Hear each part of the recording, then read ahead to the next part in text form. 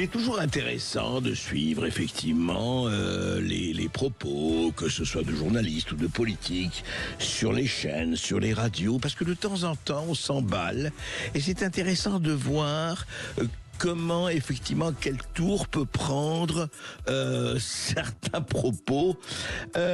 Écoutez ce qui s'est passé le 4 mars, donc hier, C'est dans l'air sur France 5. Écoutez. Sud Radio Berkov dans tous ses états. Les perles du jour. Et je lui ai dit, toi tu me fous les glandes, puis t'as rien à foutre dans mon monde. Arrache-toi de là, t'es pas de ma bande, casse-toi tu pues. Et marche à l'ombre. Oui, c'est à peu près ce qu'on a dit sur Trump et Vance.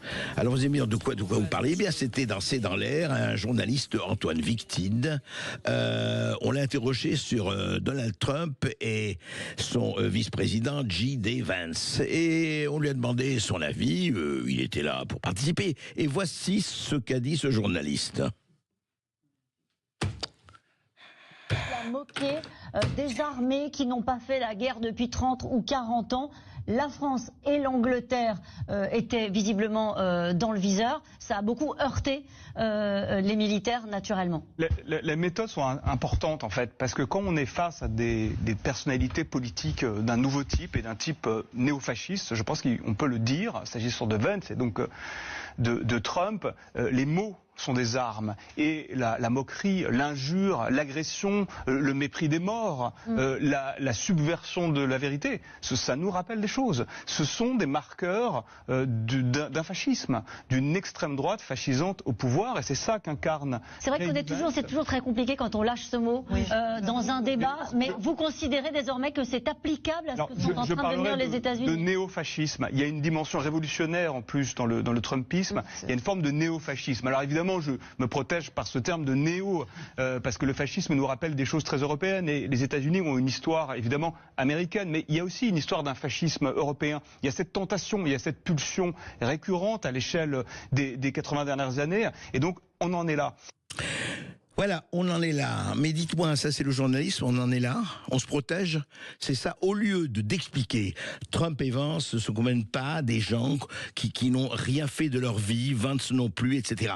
Ils ont un CV, ils ont une vie, ils ont un parcours. Et quand un journaliste, quel qu'il soit, se contente de dire « Ah, c'est un fasciste, c'est extrême droite, c'est néofasciste », mais qu'est-ce que c'est que cette paresse intellectuelle? Qu'est-ce que c'est que ce vide absolument neuronal qui consiste, au lieu, effectivement, de traiter l'information, de voir que Trump et Vance, ils ont dit des choses, on peut être pour, on peut être contre, on peut ne pas être d'accord, alors c'est des fascistes. Et puis attention, non, je me protège, c'est des néofascistes. Voilà, il faut pas dire néofasciste embêtant, parce que l'Amérique c'est particulier. Enfin, c'est pas possible, on ne peut pas avoir ce niveau.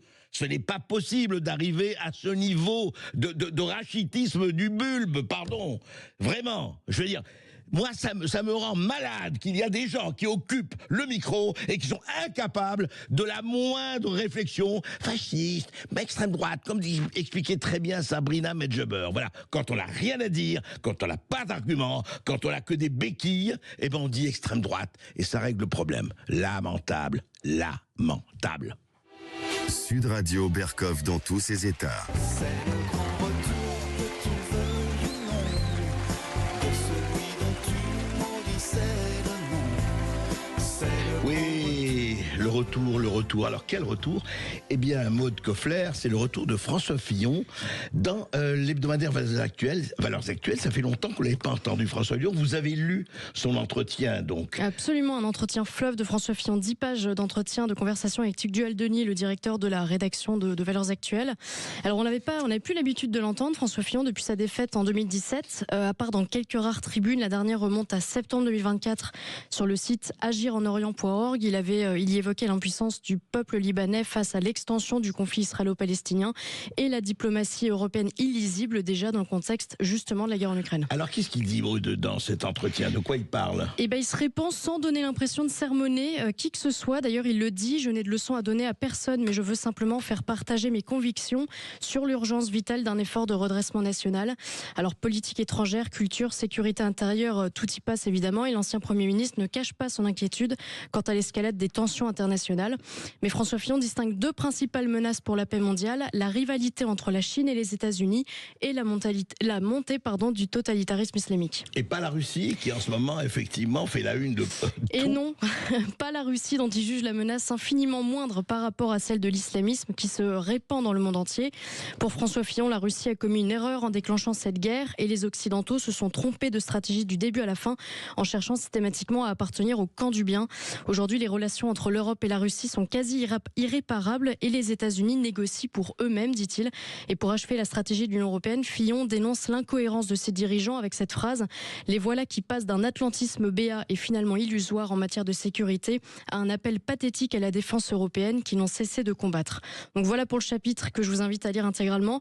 En tournant les pages, on découvre sans surprise que l'ancien Premier ministre soutient à 100% la politique de Bruno Retailleau. Oui, bien sûr, LR Oui. comme lui. Hein. Absolument, qu'il déplore l'inconsistance et l'impuissance de notre politique étrangère vis-à-vis de l'Algérie et qui donne quand même un cours d'économie au président de la République et conclut sans annoncer un quelconque retour en politique avec le seul désir de voir la France renaître. Eh ben on verra. Quand on est drogué dur à la politique, on verra.